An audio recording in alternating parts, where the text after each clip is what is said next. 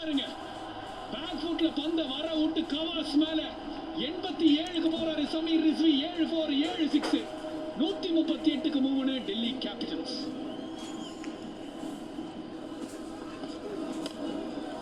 Miller பார்த்தாரு, நானும் அடிக்கிறேன், எவ்வளவு நேரம் தான் நானும் டிஃபென்ஸ் வைக்கிறது அப்படின்னு கவாஸ் மேல தூக்கி விட்டுருக்காரு.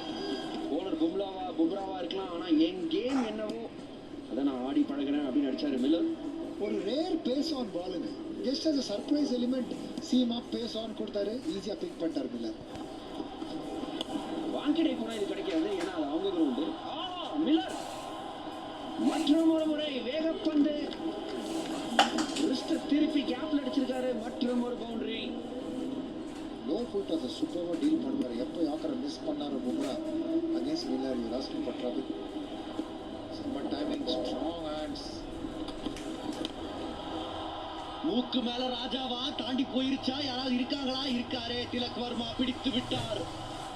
டிசர்விங் சொன்னீங்க, 10 ரன் குறைவாவே அவுட் ஆயிருக்காரு. ஆனா வெல் பிளேட் சமீர் ரிஸ்வி. அடிக்கிறதுக்கான முயற்சி இதுதான் அவர் ஸ்ட்ரென்த்தா இருந்திருக்கு. பட் ஒரே ஒரு ஷாட் கரெக்டா கனெக்ட் ஆகல. 90 ரன்களுக்கு சமீர் ரிஸ்வி அவுட் ஆயிட்டாரு. 151க்கு 4. ஸ்டப்ஸ் போன மேட்சும் நல்லா ஆடினார், நல்ல ஃபார்ம்ல வராரு. கேப்ல போயிருக்கா? எஸ், நல்ல அட்டெம்ப்ட் பவுண்டரியில, ஆனா தடுக்க முடியல.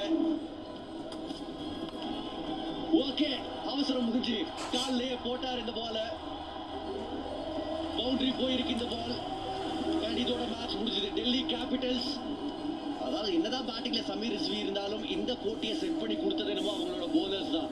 ஏன்னா மும்பை மாதிரி ஒரு பவர் ஹவுஸ் பேட்டிங்கை வெறும் 160க்கு ரெஸ்ட்ரிக்ட் பண்ணாங்க. 90 ரன்கள் சமீர் ரிஸ்வி.